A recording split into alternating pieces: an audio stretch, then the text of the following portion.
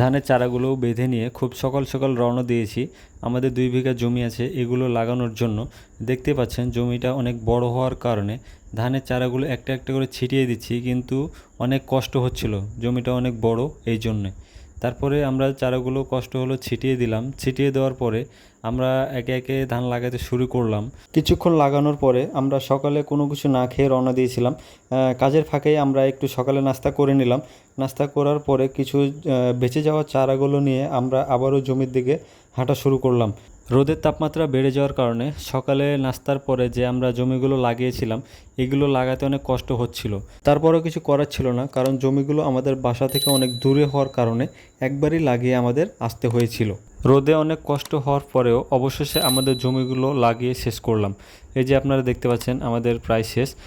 একটু পরে আমাদের কিছু বেঁচে যাওয়া চারাগুলো নিয়ে আমরা রওনা দিলাম বাসার দিকে। ভিডিওটি ভালো লাগলে সাবস্ক্রাইব করুন।